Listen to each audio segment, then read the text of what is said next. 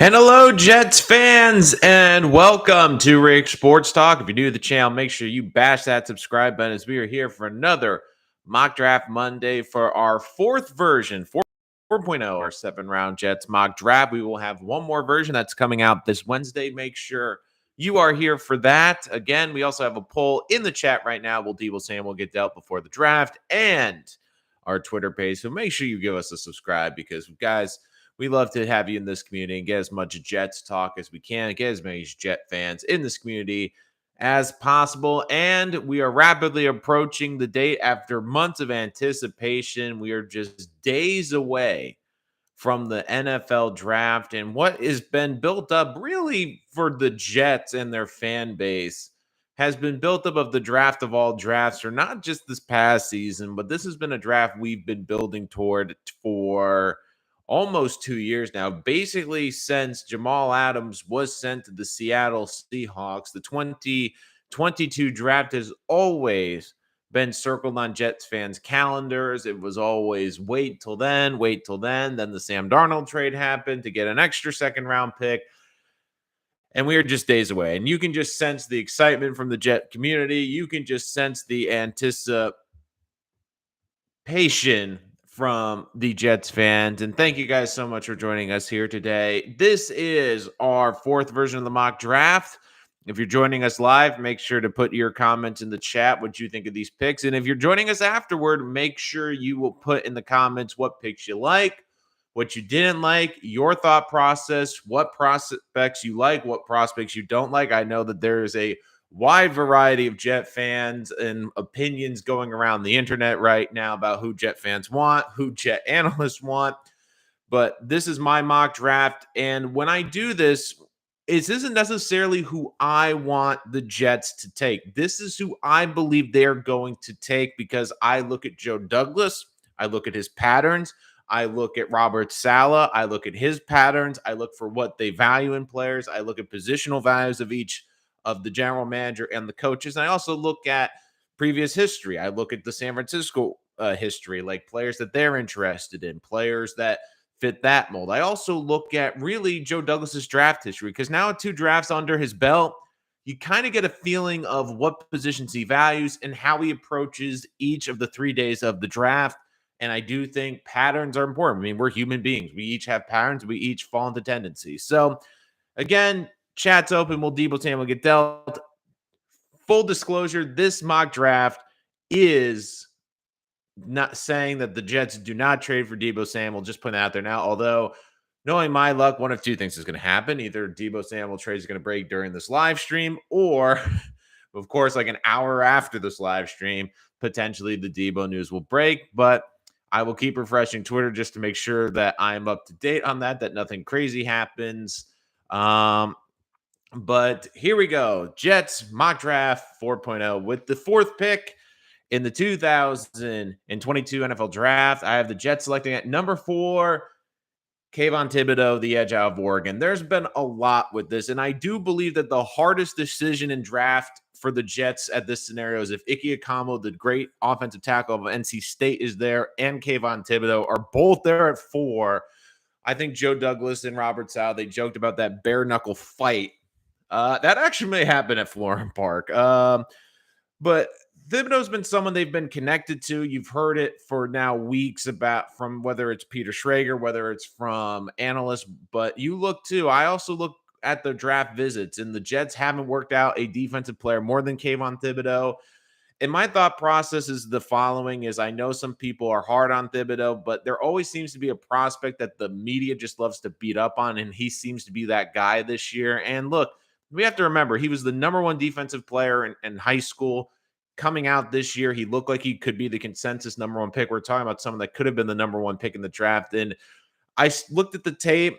I don't see the hot and cold motor, but what I did see was a guy that got a lot of double teams that really teams had to plan for, because as much as we talk about Trayvon Walker and Aiden Hutchinson, we can't also forget that both of them had great running mates. I mean, Georgia's front 7 was loaded, and David Ojabo had 11 sacks on the other side of Aiden Hutchinson, which you can't tell me wasn't a big benefit. But I really like Kayvon Thibodeau. I know that there's been a lot of talk about him branding, and some people that rubs the wrong way. But look, that's the modern athlete now. And Robert Saleh, if he believes he can get the most out of this player has the highest ceiling of any defensive player in this draft.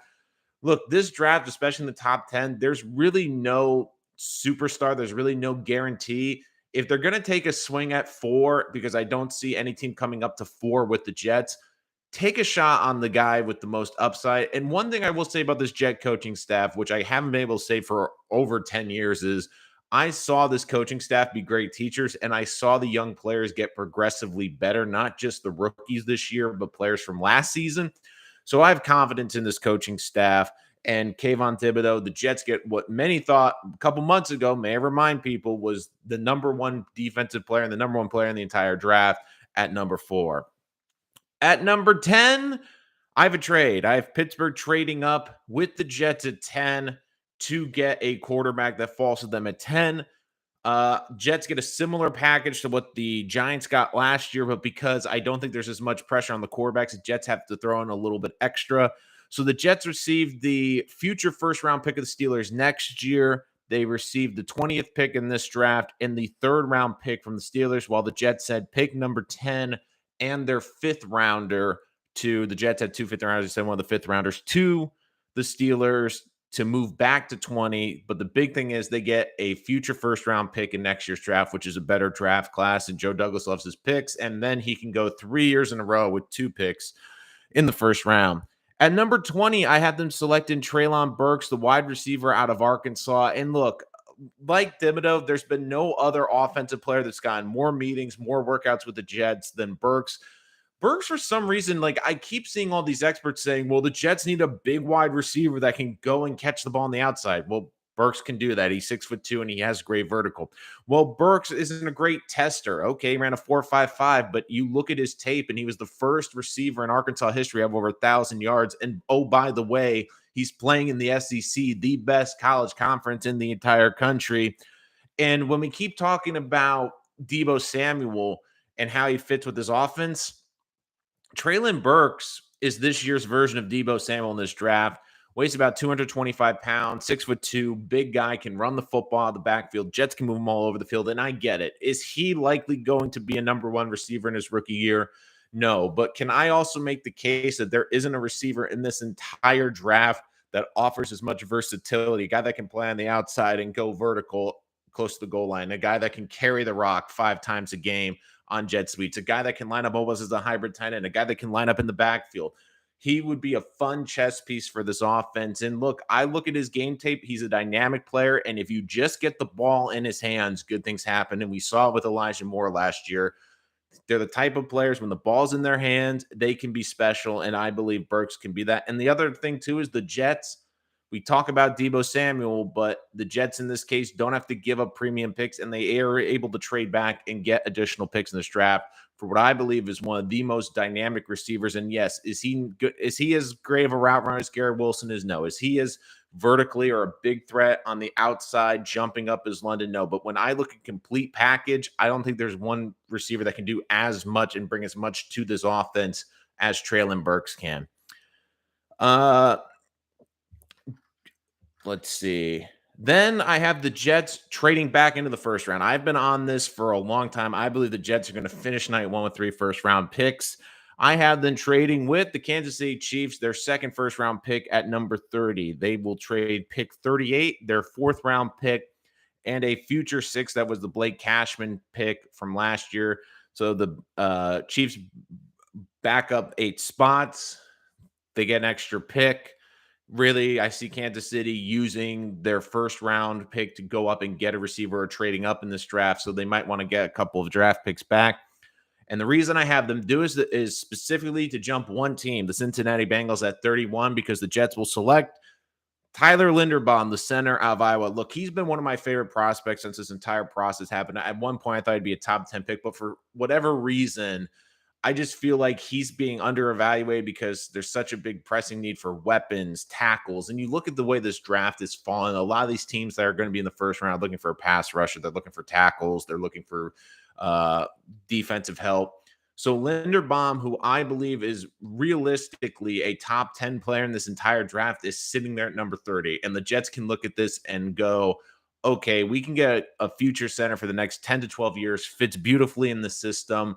And here's another interesting aspect, too. I know tackle is something that's been often talked about this Jet team, but I have a theory. One of the reasons they moved Elijah Vera Tucker to right guard is to kick out to right tackle if they need him to play tackle. Again, he played tackle in college, and I think he can be a very good tackle in the NFL. What this Linderbaum move also does, could they cut Connor McGovern to save 10 million? Sure. But Connor McGovern then becomes a really great elite backup on the interior offensive line, can play three positions, center and the two guard spots. So especially if Elijah Vera Tucker then has to kick out to tackle, you then have Connor McGovern to fill the guard spot. And look, the value is just too good. You get a great center. And Joe Douglas loves his offensive lineman. He wasn't able to get one with the first two picks. He comes back in and gets arguably the best center in the entire draft. Because of the trade up, the Jets want to get a couple more assets back. At pick 35, I have them trading back to Baltimore. Baltimore with the 45th pick and also getting their late comp pick, which is pick 100 in the third round. Jets move back a couple spots. The Ravens, the 35th spot, I think is going to be very popular. The Ravens, obviously looking to compete in the playoffs this year. There's probably going to be a first-round talent, whether it be a tackle, maybe receiver, maybe edge rusher that falls to 35, the way these boards are falling. So the Ravens come up, get their guy, while the Jets recoup some of the assets from trading up. And then I have them selecting Perry and Winfrey, the defensive tackle of Oklahoma, at 45. Look, the Jets, they've done a great job improving the defensive line and even their moves. Vinny Curry, Solomon Thomas, bit more of the edge. Could they play inside? Sure. But Winfrey's someone I really like. The Jets coach him at the Senior Bowl. I know he doesn't have the best run defensive grades, but you see his ability as a pass rusher to get up the field, to really create separation. He's got a great first punch, and you saw him really dominate all over at the Senior Bowl. I know Travis Jones made a lot of the headlines, and look, Jones, I think, is a slightly better player, but I think a lot of that was because Jones kind of came out of nowhere. Winfrey is a really good prospect. I have a late first-round grade on him. The Jets want to improve the trenches. They've already gotten the edge with Thibodeau. Now they can go inside with Winfrey. If they want, maybe they can cut Sheldon Rankins to open up some cap space. But this continues their build on the defensive line. Pick 69 in the third round, I have to go with Chad Mumma, the inside linebacker of Wyoming. Again, linebacker isn't the most pressing need, but Mumma to me is a high second-round grade. But because of the runs on tight ends, potentially running backs and receivers, and some of the pass rushers and players that fell out of the first round, I see Mumma being there in the top of the third round. Unbelievable IQ. He's one of my favorite players in the entire draft. Great anticipation, incredible football mind. And you heard the Jets rant and rave about him at the Senior Bowl, how smart he was, how prepared he was, how good of an athlete he was. And look, I think some teams are going to look at like Troy Anderson and some of these other linebackers that might be a little bit more physically gifted and they have a little bit more of the testing on the athletic side. But Mumma is an unbelievable athlete, but what makes him special is anticipation and his ability to read defenses. And don't forget, C.J. Mosley, this is the last year that the Jets are really stuck into that contract. I believe at the end of this year, Mosley was a good player last year, but is he worth $15 million a year? I don't think so. I see the Jets moving on from him at the end of the season. Who knows? Maybe there's a team at the deadline that could give them something for C.J. Mosley. They eat a bit of the money this year, but Mumma and Quincy Williams are two key building blocks in the linebacking core going forward. Now the Jets, because of all these trades, I do have them with 3 third-round picks. The second third-round pick, I have them going with Isaiah Likely, the tight end out of Coastal Carolina. Look, tight end's been a position the Jets have really been looking at, and I do look at their patterns. And it's kind of funny because the Jets, as this process has gone on, I've kind of shifted who the tight end they're targeting is. First, it was Charlie Collier out of Iowa, then Jeremy Ruckert, the connection to the Jets, his love of the Jets, and really the comments they made about him at the Senior Bowl. I'm like, okay, this is the guy they really want. But then I look at all the guys that they had at the Senior Bowl. They only brought one of them in for a visit, and that was Isaiah Likely. And Likely, to me, is an incredible upside player, a bit smaller. He played at Coastal Carolina, a smaller college, but you look at the athleticism that he has at 245 pounds, the ability to stretch the field. I mean, he had 14 catches last year, over 20, including a 99-yard touchdown. He can stretch the field, but here's the other reason why I think the Jets would love him. Even though he's not a great blocker, he's someone that can get separation at all the different levels, but I almost have a feeling that the Jets would love to use him as a hybrid receiver because He's about 6'2", 6'3", but he's 245 pounds. He's big, but he's not like a 260-pound tight end. I wonder if because of the lack of the receivers that they're going to be able to get now in the first round, do they use Likely as a hybrid receiver? Can they move him inside to play tight end? Can they move him on the outside to play receivers a couple snaps? I see him being a very versatile piece in this offense, someone that can stretch the field, someone that tested very well and gives the Jets another dynamic playmaker over the middle of the field, because now all of a sudden the Jets have three tight ends that they can move around, that can make plays, and more importantly, they're guys that can get yards after the catch. So it makes life easier for Zach Wilson when he only has to throw it 5 yards, but his tight ends can pick up an additional 5 to 10 yards afterward. So the Jets address and get Zach Wilson another weapon.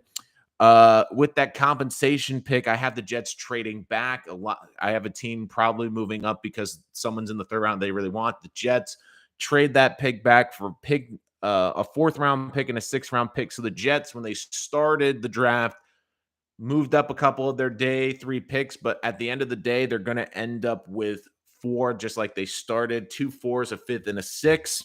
In the first fourth round pick, I have Kirby Joseph, the safety out of Illinois. Illinois. Someone that I have like a mid second round, high third round grade, but we see it all the time with defensive players that get overlooked. We see the rush on playmakers, the rush on offense.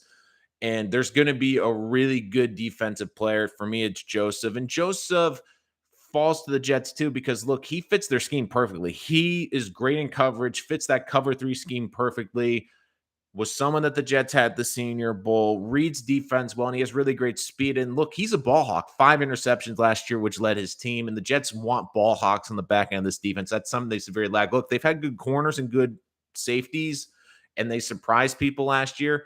But the one thing that they struggled was creating turnovers, and Joseph can do that. And look, Joseph won't fit every defense because a lot of these defenses now, they want safeties that can be hybrid linebackers that can play the run. And look, that's really not Joseph's strength, but what he can do in coverage makes him a valuable piece. And I could see him potentially pushing to be a starter by the end of training camp. Then the fourth round, Pierre Strong Jr., the running back from South Dakota State. Look, I mean, he led the FCS in rushing, dynamic playmaker, can really get up the field. And I really just love that first step ability he has. He can hit the hole hard, really good at getting that first cut, getting downhill. And he's a playmaker. I mean, he had a lot of big runs last year. I mean, you look, guys are going to get looked because he's in the FCS, a bit on the smaller side. But when I look at his ability to run the football and his dynamic playmaking ability, you pair him with Michael Carter, that could be a really good 1-2 punch. And yeah, I know it's not like a Breece Hall. I know it's not a Cook. Could one of them be sitting in the top of the fourth round like Michael Carter was last year? Absolutely. But you also have to look at running backs. You can get them from anywhere. I mean, you just look at San Francisco last year. They got Elijah Mitchell in the 6th round. He was unbelievable for them. With the 5th round pick, I have them going with Kellen Diesch, the offensive tackle out of Arizona State. And one of the things you look for that has become a pattern for this team, they are looking for players that are higher on the measurables, that you look at where they rank in the prospect index, they're pretty high. And Diesch is one of those kids, a 4-star recruit, a left tackle prospect, and he's probably not going to be looked at super highly because he's not really a mauler. It's really struggled in run blocking. But you look, he's incredibly athletic, very nimble for his size, and he really fits the zone blocking scheme that the Jets want. And you look at the Jets' offensive linemen, guys like Connor McGovern played really well in it last year, and they're not exactly the biggest and strongest guys. And then you saw guys like Becton, who might not be as quick on their feet, struggle at times in this scheme last year. So I really like the pass protection. He's got a bit of shorter arms. But the one thing I really love about him, he's not going to get beat with speed off the edge. We see the increase of speed rushers. He can hang with the best speed rushers. You saw it in college. I do worry if he goes against some of the really big, powerful defensive ends, he might get bullied a little bit. But overall, you don't have to worry about someone getting a clean break off the edge. Gives the Jets a good backup left tackle, especially because Connor McDermott, I don't think, is going to cut it if the Jets need a tackle prospect. And look, the other reason I'm falling all the way to the 5th round is because he's going to be 25 when the season starts, but he was a 2-year starter at Arizona State. And look, even though he's older, he kind of reminds me a little of George Fant. They're older, but they don't have a lot of tread on the tires. So I think that a lot of teams are going to overlook him for the edge, but the Jets are going to look at this and say, look, this is a really good guy. He fits our system. He's an athletic tackle. He can kick inside, he can kick outside. And even though he's going to get overlooked, we think he fits our scheme. And finally, in the sixth round, I have them going with the final pick to Sear Mack, the wide receiver out of Pittsburgh. I will pause a minute for you guys to Google him because I do know a lot of you are being like, who in God's name is that? But I did find this interesting. When I looked at the Jets 30 prospect list, one name jumped out, especially when you looked at they had 5 receivers. They're all first round, first round, first round, first round. Then there was Tasir Mack from Pittsburgh. And I was like, that's a little funny.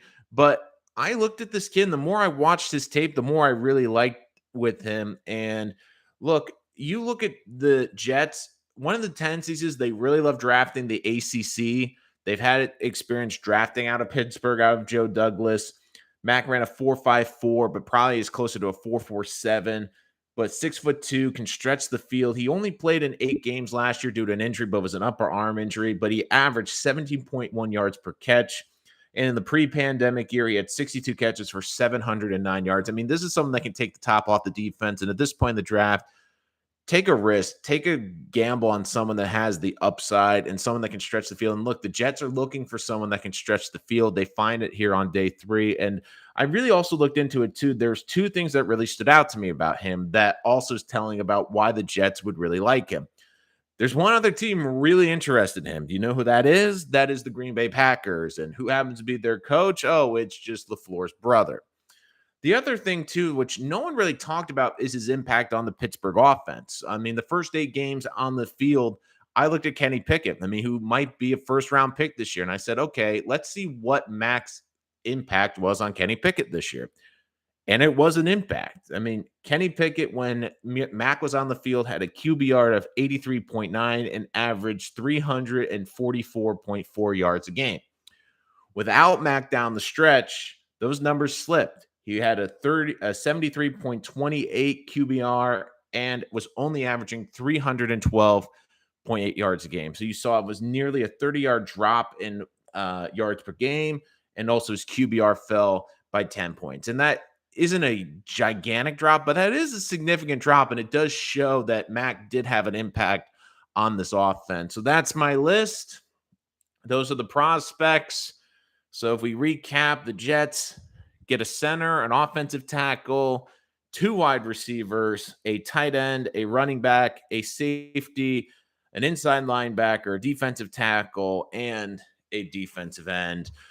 So now I'll open up to questions. Our poll is also up too. Will Deebo Samuel get traded before draft night?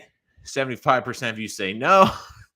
Russell Wells Music in the chat. And guys, the chat is open for questions, reaction to the live draft. I'd love to get your ideas. Like, do you think this was a good mock draft? Would you love this draft? Would you hate this draft? Is there a prospect in this draft you have more questions about? Is there a prospect that I missed that you think I overlooked? Hey, Rich, what do they do if Kayvon, Icky are both gone? That is an unbelievable question, Russell Wells Music. I think the first thing they do is curse in the draft room because that would not be ideal. I know there was reports that Icky to the Jags is picking up steam. And first of all, I don't get, like, I know that they franchise tag their tackle, but I really don't get why they aren't looking at Icky with the number 1 pick. Like, to me, Jacksonville, what's going to determine if they're a great team is the success of Trevor Lawrence. They've already screwed up an entire season with him. And yeah, they've patched the offensive line, but what have they done with Brandon Sheriff, who, yeah, is a great guard, but is playing like 8 games a year the last 3 years, and then they franchise tagged a decent tackle. Okay, he's a decent tackle, but don't you want a great tackle, especially in a division where you have Vrabel's got a great defense and the Colts have a great defense? But if both Icky and Kayvon are gone, Russ Wells, sorry. The thing is, I'm trying to that would mean one of 2 things. Aiden Hutchinson somehow fell to the Jets, which I doubt happens. But if it came down to it at 4 and the Jets couldn't trade out of 4, I feel like if it came down to it, Jermaine Johnson from Florida State would be the guy because even though Walker is a dynamic player, like let's say Walker's still on the board, they had Johnson at the Senior Bowl. They've had Johnson in for workouts. Johnson, like to me, I feel like if they had to power rank their defensive ends realistically, because I just don't see Hutchinson getting to the Jets. If Hutchinson doesn't go number one, Detroit is freaking scrambling to the podium because Hutchinson with their head coach would be a perfect fit. And also, you can't tell me that Detroit wouldn't could be thrilled to get a Michigan kid who dominated at Michigan to get fans in Michigan to go to Lions games. So I just have a feeling that if it came down to even Walker or Jermaine Johnson, I just have a feeling it would be Jermaine Johnson. Now, the big question is Russ Wells is what's their interest in Evan Neal? Now, they've worked out both Icky and Evan Neal. Icky to me is probably one of the top two prospects, and he's got the highest ceiling of any of the offensive linemen. Evan Neal to me is probably the safest lineman, and he's brings the versatility, but I don't know if he's going to excite Joe Douglas enough to invest that fourth overall pick in him. So I believe if it came down to it, it would be Jermaine Johnson. Now, I know a lot of Jet fans want Sauce Gardner at 4. And look, I get the appeal of Sauce Gardner. I get it, but and I know Rich Eisen really has also been pushing for Sauce Gardner at 4. But Robert Saleh's defense, he said it over and over again. Like they don't need elite corners; they just want good corners that can cover. The whole defense works on the front 4. It's not like Rex's defense. It's not like the past 10, 15 years, the Jets defense, where you needed great corners. Like you needed to have one of the top 5 corner tandems in the league to be successful. And right now, I just don't see the Jets valuing the corner position. Yes, they brought in Sauce and Derek Stingley for workouts. My thought process on both of those are if they fall. Like if Sauce is there at 10 and he's by far and away the best player on the board and they can't trade back, sure. If they trade back in the draft from 10 and Stingley's by far the best prospect on the board, then sure. But that's a great question. If both Kayvon and Icky are gone, I think the chances of that are slim. But if they're both gone, I would probably put money on probably Jermaine Johnson 1, Trayvon Walker 2. And if I had to guess, if I had a third option, I guess Neal. If AVT or Vecton were in this draft, where would they be ranked amongst the other O-line prospects? Great question. For me, well, this is like going back to their draft prospects. So Elijah Vera Tucker to me would be the number 1 guard. Like he was the number 1 guard last year in a really good offensive line class. And in this draft class, I feel he would easily be a top 10 pick. He would be in the conversation, probably even starting with the Giants because of his versatility he fit better as a guard in the draft prospect. He could play tackle, but look better as a guard. So I could see him being high ranked. Becton's a tricky one because even in the Becton draft, like I didn't love the tackles that year. I think Icky would be a better prospect. Neal would be a better prospect because Neal just the versatility, and I just feel like Neal, yeah, he might not be a Pro Bowl player, but to me, he feels like he's going to be a solid 10 to 12 year starter in this league. Becton, a lot of it's the potential. Like Jedrick Wills was a better prospect than him. And I even said at the time, I think it was a toss up between Wirfs and Becton. And the reason the Jets leaned on Becton was 2 reasons. I think there was a higher ceiling with Becton, but also Becton projected better to the left tackle spot, which they didn't have a left tackle at the time.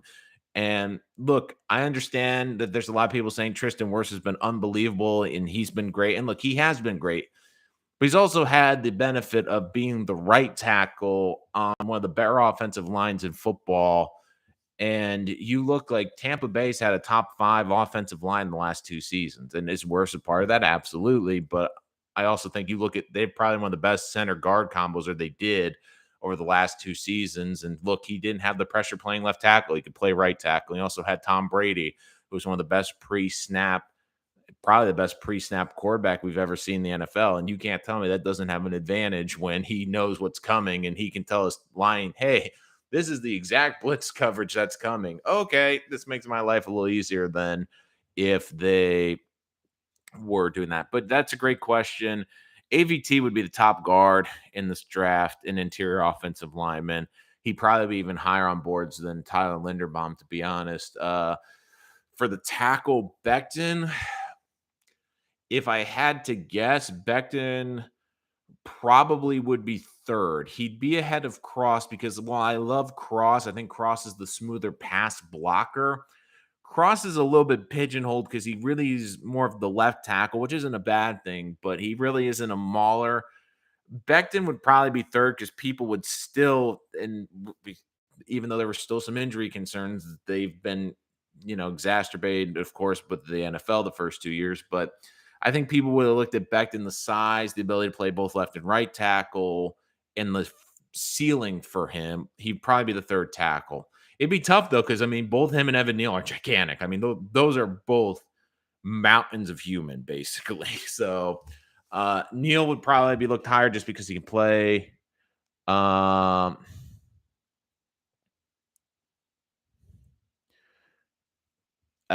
he can definitely play multiple positions. And sorry about that. Just had to check something for work really quick. But again, guys, any other questions about the draft, about this mock draft, your thoughts? So just checking to see if there's any updates in the NFL world, because it always feels like when on these live streams, it always comes up like something breaks, something comes out. So I'm just making sure I'm not missing anything during this. But yeah, guys, any other questions? Chat's open. Thank you for answering the poll. 64% of you feel that Debo will not be traded before draft night, as the poll 63%. Shouldn't that be 64% on no? It's a 63% to 36%. Shouldn't that be 64? I guess YouTube isn't great with math. I guess 11 votes, but still. Where's that one? Where'd that 1% disappear to? But again, guys, thank you so much. Just want to see if you have any other questions about the draft. I'm going to go live on Wednesday. Plans have changed slightly. I was going to do a live reaction after the draft on Thursday night, but I'm going to be working during the draft, so that's going to be slightly difficult. But I will be doing live recaps on both Friday and Saturday. Friday to recap after round 2. We will go live right when the draft is open, and also going live after day 3 to recap the whole thing. Mr. Magix, sorry if I say that wrong.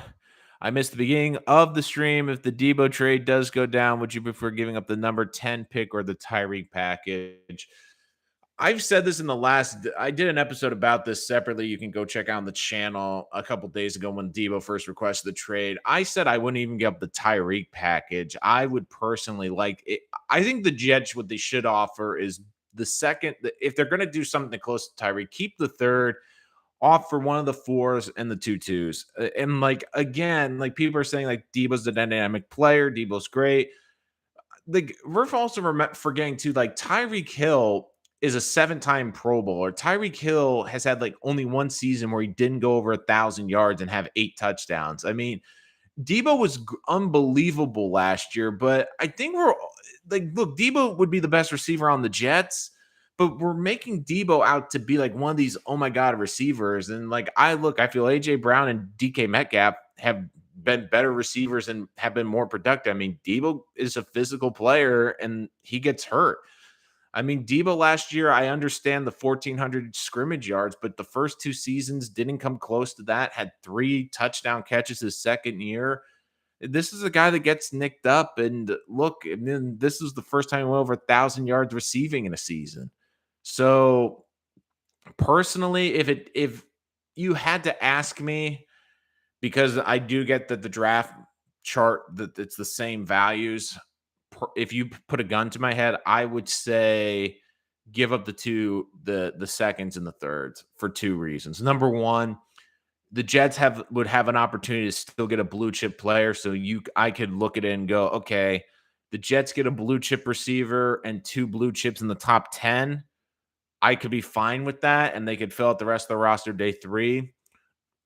But more likely, my other thing is, what can I get more for?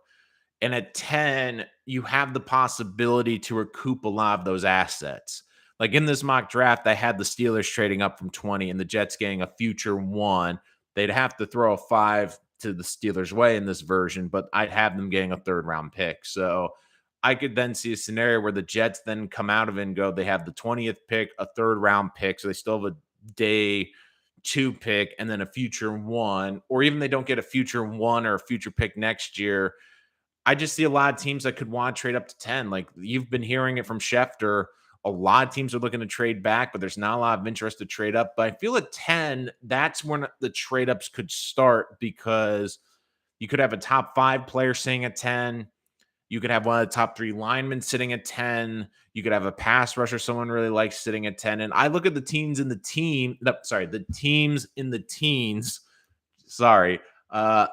To me, there's a couple teams that stick out to me that could look to leapfrog and get up there at 10. One of the teams I've been saying is the LA Chargers. If one of the better offensive linemen's there or Trevor Penning is there, I mean, they really only have one big need, and that's tackle.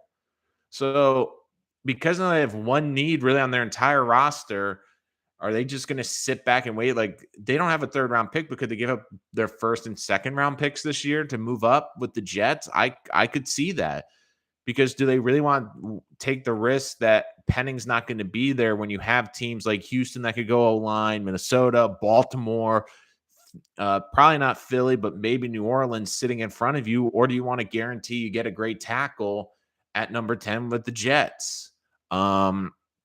If you're Baltimore, I mean, they have one of the reasons I had the Jets trading back with them in the second round is they have that rapport with Joe Douglas. Maybe they absolutely love Jermaine Johnson. Maybe they also love Trevor Penning. Maybe they love not Kyle Hamilton, but maybe like a Sauce Gardner falls to 10, or they love Derek Stingley and they don't want him going to Washington. I could see them maybe trading up. Like there's teams they can sell it, and I think sell to their fan base more moving up at that point. I think another team to keep an eye on is the Eagles at 15. Howie Roseman's aggressive, and they have a stupid amount of draft picks to play with. They already have 2 first-round picks next year. They have 2 in this year's draft. One package, I could see them like could they offer 15 and a third-round pick and a future 3 or something next year and move up 5 spots? The Jets only fall back 5 spots to get a receiver. Like, could I make the case too? Like, let's say the Eagles are 15. They're looking more, I feel, toward next year than to the following season than this year. Could they be a team saying, like, look, we love Jameson Williams. Like, could you imagine if we got him with Devontae Smith for 10 years? I mean, that's an elite duo.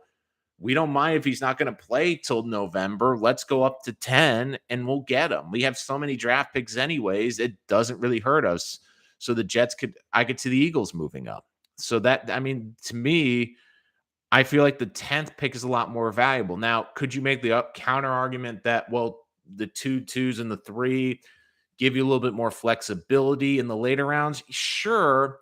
But with 10, I feel you can recoup more assets, and you can also still get a very good player that can be an impact player. Where with the second round picks, I get the ideas. Then you can trade back up in the first round, but we're then talking about you selling off more assets. Like, think about it. If the Jets moved up, they probably have to at least give up a 4th round pick. So we're talking about the Jets all of a sudden giving up a 1st round pick, a 2nd round pick, and a 4th round pick, where if they give up the 3 picks, they could still trade that 1st round pick. And like, I keep looking at like what the Bears got for Justin Fields last year. What'd they get? They got a later 1, a 3, and a future 1. Like, even the Jets couldn't get a future 1, but a future 2. If the Jets can get 3 picks out of number 10, they'd recoup 3 of the picks that they lost for trading for Debo. So a lot of it's preference. Um, I know that there's been the reports that they would offer 10 straight up. My thought is if that's the case, I do believe Douglas would want something back, whether it's a fourth round pick, a really early day 3 pick, or maybe even a third round pick. I could see Douglas being aggressive with the twos and the threes, but the 10th pick, that premium pick, I just see him asking for something back. Because one of the things we've seen with Joe Douglas with the trades is he's been unbelievable. You feel like every trade he's made, he's gone fair value. Even if you have to give up a little extra, I do think at the end of the day, he'd love to get a late round pick or even like a future 2023 pick. Just and then so Jet fans can say, okay, we feel comfortable with this deal. So I just see Douglas not just giving up straight 10. I think the 49ers have to throw something else in there. But it's also going to be interesting with the market because I just like people keep saying Green Bay. I just don't see Green Bay because they're direct competition with the 49ers. And the other team is the Lions. I mean, the Lions would give you the 32nd pick. It just doesn't make sense to me. And so, in line me, I wouldn't mind trading 10. I wouldn't hate it either. I mean, I think a lot of Jet fans would rationalize it the following way. If you traded 10 for Debo, then you can make the case and sell this to the fan base where the Jets basically traded Jamal Adams for Debo Samuel and for Elijah Vera Tucker. I mean, realistically, that's what they pretty much did. And I mean, we're talking about what many believe is a future Pro Bowl lineman and a dynamic receiver for their young quarterback for a box safety. So, I mean, I wouldn't hate it, but I mean, in line, I feel you can go either way. Um, Unlike other people here, this is a make or break season for everyone. We are not one Debo away from the playoff. Let's be real. Like that's the other thing too. Is like, look, I think Debo's an unbelievable player, but they also have to talk about the usage. He says he doesn't want to be used as much as a running back, and I don't think the Jets would use him as much as the 49ers. But if they're trading for him and paying him a stupid amount of money, I do think that they want to use him in that capacity in some things.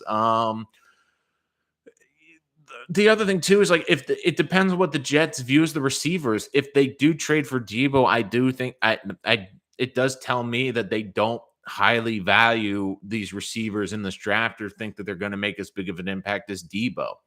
So, and I get where Laming's coming from because I do think a lot of Jet fans could also rationalize it too. Like, well, if we keep the 2 twos and the 3, we can use them to at least go up and get another first round pick. And I could see them doing that potentially as well. Hello, Friggle D. Good to see you. We are not D1 Debo away from the playoffs. Let's be real. If this season fails, we are back in years of a rebuild.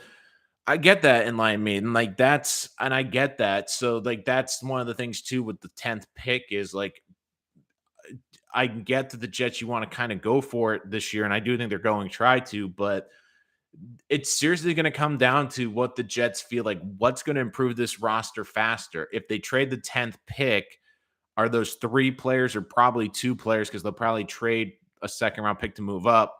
Are those players on the Jets board going to make as much of an impact than if they got these top 10 blue chip players and gave up the 3 players in the middle rounds? Like that's a big question the Jets have to ask and have to look at their board and evaluate.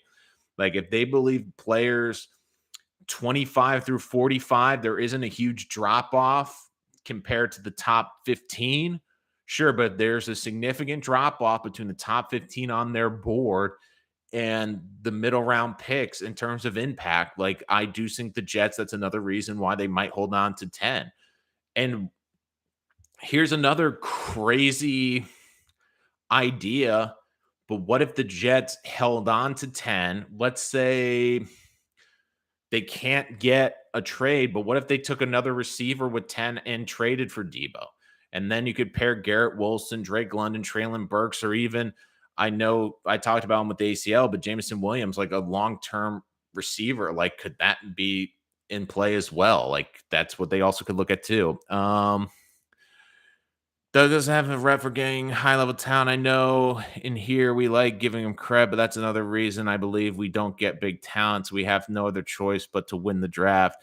We got some hungry guys last year and this in the draft. Let's hope we can replicate it. Um, you are correct. I don't think the Jets do value these receivers in this draft. But here's the other question I would also ask Jet fans and everyone in this chat, and I do think this is going to be a major question for the Jets. When we look at receivers, and I've been saying this now since this offseason began, is financially for a franchise, I almost look at receivers now as the new quarterbacks. Like you can have a really great one, but you have to make sure you're paying a top 5 receiver, top 5 money. I don't mind paying Tyreek Hill and I don't mind paying Devontae Adams because to me, when I say who's a top 5 receiver in the NFL, I think that they fit the bill. The problem I'm running into now with Debo is like DK, I can make a case as a top 10. AJ Brown's probably more of a top 15 than top 10, but realistically, from the full 3-year career he has had, and I get last year was great, but let's be honest in this chat right now. Do you see Debo Samuel as a top 10 receiver in the NFL? Do you see him as a top 15 receiver in the NFL? Do you see him as a top 20 receiver in the NFL? The thing is, the Jets, we have to remember the Jets aren't just giving up premium capital and draft picks. They're going to have to pay him top 5, probably more likely top 3 NFL receiver money. And look, he is an unbelievable player, and the Jets have the space to do it. But is it smart business to pay a receiver what he's not worth? Like, I get Tyreek Hill being a top 5 paid receiver. Sure. But here's the thing I would ask too. And I keep going back to this, and he was in my mock draft, is Treylon Burks. And I get that he is not a proven playmaker. It's a risk. I get it. He's a rookie. But let me ask you this.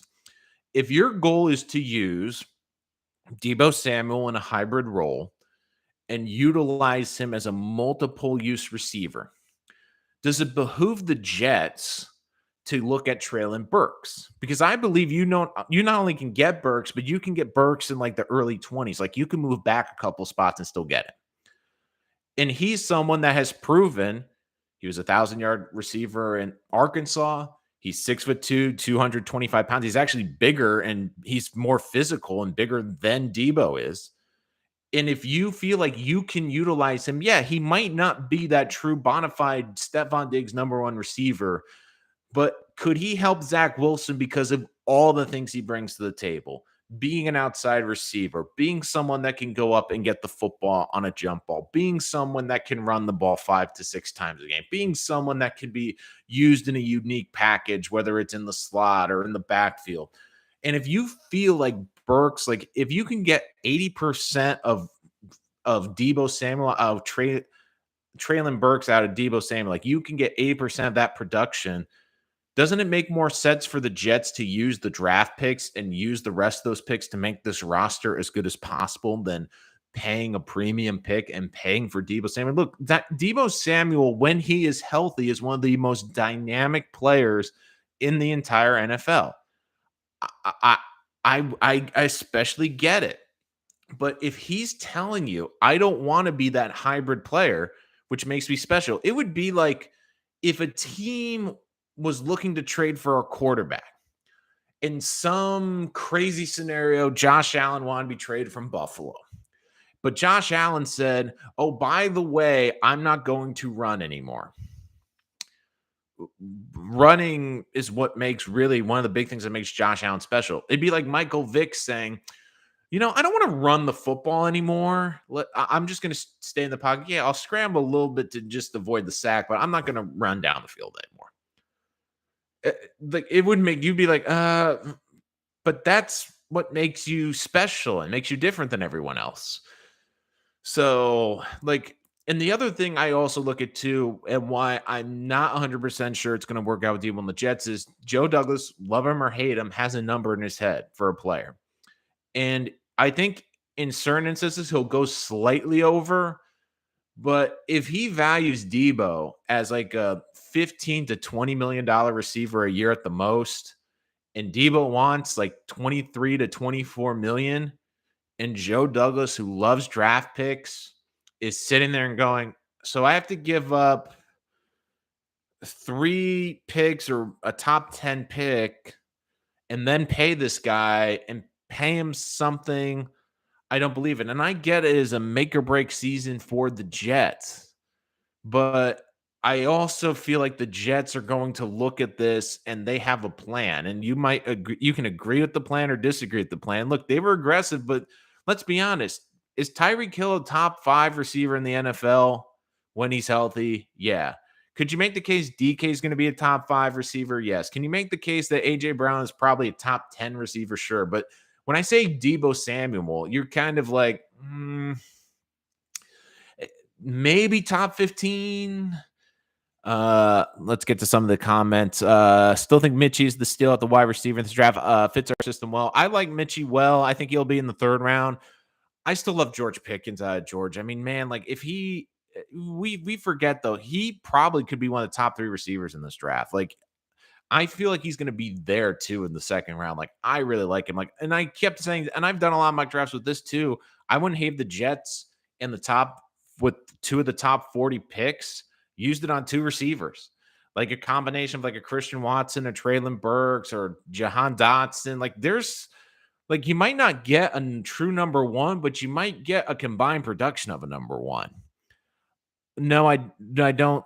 No, I don't, Rich, and that's why I don't want to go get him, especially if he doesn't want to be there. Nelson Torres, it's why we should just hold 10 and sign one next year up for our pick of the litter. There's so many free agents coming out. Hopefully they don't get franchised, but I leave asking price for people will fall through. Yeah, those are some good reads. 114 RGR season isn't consistent enough to give me up the 10th. Like, I agree, Nelson. I agree, but I also think Joe D knows he misplayed his wide receivers in free agency and now is a little desperate to get number 1. Corey Davis is a botch signing. I don't think Corey Davis is necessarily botch signing. Like, even the money they gave him, they pay him to be a number 2. Like, I don't think they overdid it. Good thing about CDs, we can get him out of his contract next year. Misread that. Like, look, the free agent market, like like, let's be honest too, like Mr. Magic's, like there wasn't a like the receivers that have moved, it's been in trades. It hasn't been free agency. Like the big free agent signing this year. Jesus, I'm blanking on the name. The kid that was the Cardinals receiver that went to the Jaguars and he got paid, he got the 3rd highest annual salary at the time. I think it was like $18 million a year. And I'm like, wait a minute, that's who they got. So let me ask you this: you would be happy with the Jets giving out $18 million a year for him for really a good number 2, probably better number 3? Yeah, Kirk. Like that was the free agent market. Like the trade market is Devontae Adams didn't want to come to the Jets. The Jets had a deal for, like, that's the thing that's frustrating about Tyreek. They had a deal, but Tyreek, it wasn't that I don't think he cared about winning. It was just he wanted to go home to Miami and play in Miami because that's where he lives in the offseason. That's where he's from. That's home for him. Like, he just wanted to go home. So, and look, I don't see DK getting traded out to AJ Brown. Like, here's my thing, and like people are gonna kill me for saying this, but I was saying that for a while the Jets would go after Brandon Cooks. So I thought Brandon Cooks, look, I get he's not number 1, but he's a very good receiver. We keep talking about DK in Seattle. Now, unpopular opinion, let me get ready to get roasted in the chat. I believe the Jets should go after Tyler Lockett for 2 reasons. Number 1, he's going to have a huge contract that kicks in next season, which to me is a big contract, but it's nowhere near some of the egregious contracts receivers are getting. Number 2, I think if Seattle's going to move a receiver, it's going to be Lockett. And also, I think part of it's to prep for DK getting a contract. And number 3, like, say what you want about Tyler Lockett.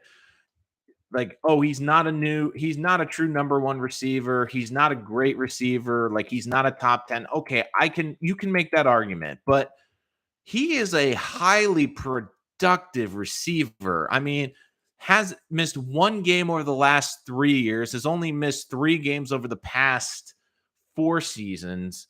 And I know you're going to say, well, he's with Russell Wilson, but the last 4 seasons, 10 touchdowns, 8 touchdowns, 10 touchdowns, 8 touchdowns. He's averaging 9 touchdowns a season. I mean, you're looking at someone that's probably going to catch you 65 balls, 8 to 9 touchdowns, and get you about 1,000 yards receiving. And I do think you could get him for a team that's looking to rebuild, and he's at the age of 29. I think he's still got 3 or 4 really good years left. I think you could get him for a lot cheaper. You could probably get him for at the highest a third round pick, maybe even a fourth and a future pick next year. So I'm just looking like you add Tyler Lockett to Corey Davis and Elijah Moore. I almost feel that'd be better than and you draft the kid. Like let's say you draft Treylon Burks. Then all of a sudden you have Treylon Burks, you have Braxton Berrios, and sure, you don't have that true great number one, but you have a lot of very good receivers and a lot of good pieces to work with. I mean, Lockett can also stretch the field. I mean, we're talking about a dynamic receiver. Lockett can stretch the field. I mean, sorry about that. I mean, we're talking about a receiver that averages like 65 yards a game. He's someone that averages over 11 yards per touch. So, I mean, we're talking about a highly valuable receiver. I mean, we're talking about a receiver that has 45 career touchdowns, over 6,000 yards, and in a highly efficient. I mean, you look at someone that's 13.5 yards per reception. Last year, 16.1 yards per reception. I mean, he could take the top off of defense. And I also wondered too, how much was he hampered by DK? Because you had both of those elite receivers and both of them had to get fed. Like, could Lockett be an even better receiver because they're trying to also give DK his touches? So, uh,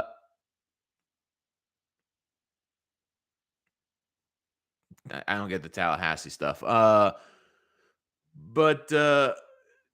yeah, like I just looking and I go like Lockett, like I'm gonna look up Lockett's contract right now, like because it is a I know that's the big thing, but like I don't think you can get him for a third round pick. And if I had to give up a 3 and a 5 for Tyler Lockett, I would do that. People are like, well, that's a lot. Well, yeah, it's a lot, but you're also looking for a great receiver. And you look at his extension, I'm just bringing it up right now. Yeah, Lockett signed through the age of 33. I mean, his salary, like he's guaranteed $16 million in 2022. But the big thing is like his salary after that isn't guaranteed. And his cap number isn't crazy. Like even the cap number goes up. So in 2022, it's going to be 10 million, 16 million, 23 and 23. And a lot of that's because of the prorated bonus. So a lot of it's more the bonus. Like the base salary is 15 and 15 and 24 and 25.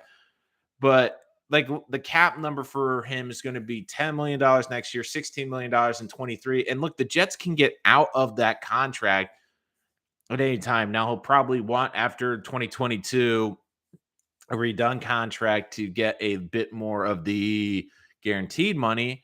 But I'm looking at like the cap number next year. I mean, we're talking for the next 2 years, a $10 million and a $60 million cap hit. And like again, at 24 and 25, it's 23 million, but it's not guaranteed. Jets can get out of it. Jets can redo the contract. But the other thing too is like you look at the receivers, how much they're getting paid right now. I mean, let me ask you this. Would you rather have Kirk for $18 million cap hit or Tyler Lockett for a $60 million cap hit? I mean, like seriously, like that like that's how I would look at it. So, and look, and that's the other thing with Frigal D bring up. Like, I really do believe in Elijah Moore. I do think the Jets feel they have a superstar in the making, but you also need to get as many weapons around Zach Wilson's pod. Like, I don't get like why people keep sleeping on like Tyler Lockett. I mean, I'm looking at his salary. Yeah, it's big, but the Jets can afford it. And compared to what other receivers are getting, Nelson, I think the reason that they're sleeping on that is more because, like, look, Braxton is a very good player, but I think at his ceiling is a number three receiver. And the other thing too is both are smaller, which to me isn't the biggest thing in the NFL. I mean, everyone like makes such a big deal about size, like it's because they're a smaller receiver tandem. Like everyone keeps saying they need a bigger body. Like I saw on NFL Live the other day, that was the reason. Like Drake London, they keep mocking him to the Jets. Like, well, the Jets need size. Well, the Jets also added two tight ends. They're both over 6'3", like 6'3" and 6'4". And they also have Corey Davis, who's over 6 feet tall. I mean, the Jets, like, it's not like every receiver is a 5'8", 5'9" receiver. Mr. MJax, I am worried about Moore's durability. And that's the other thing. I feel like Moore's gonna be is going to be healthier this next year. Don't forget too, like this is probably the first time we've had a normal off season, a year of training. So this to me will be a crucial year for more, but I get part of it too is you can't also just strictly look at it and go, okay, Moore's going to play 15, 16 games. Like that's the other reason I think that receivers also entering in. The other thing too is the Jets. Why I think the Jets are going to see him double dip a receiver too. And Mr. MJax brings a good point. Is like everyone wants to get Debo, but the Jets wide receiver also needs depth. I mean, we were talking about Zach Wilson. Like I kept hearing the comments of like, well, Zach Wilson didn't throw picks his last 6 starts, but man, he didn't make plays. His number 1 and 2 receivers were gone. Like Corey Davis and Elijah Moore missed the end of the season. And I think the trifecta of Moore, Crowder, and Davis only played 1 game together, and that was the London game.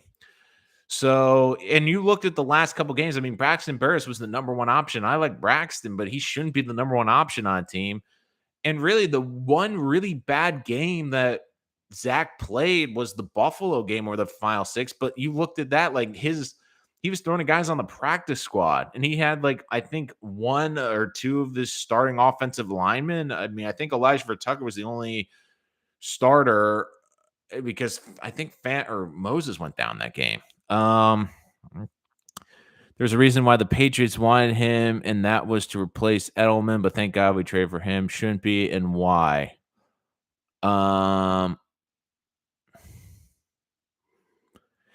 Shouldn't be. Look, I love Berrios, and I think they got him for a great price, and he's a dynamic player, and they utilized him well, but could he maybe develop more? Sure, but I think realistically, you have to view him as a really good high-end slot receiver.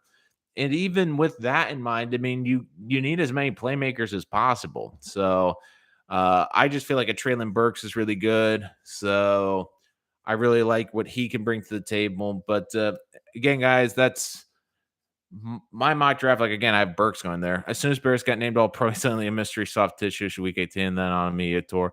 No, I don't think he played above and beyond this year. I don't have any problem with Berrios. And look, the Jets, I thought, got him back on a discount, to be honest with you. So, I mean, we're talking about a great Pro Bowl, a great returner. But Berrios offers you, his best thing is his versatility. It's not necessarily his playmaking ability. It's what he can do and bring to the office is the versatility where he can do a lot of things, but it's not like we're talking about, he's a guy that's going to constantly take the top off a defense or a guy that teams constantly have to keep an eye on. It's the versatility that makes him great.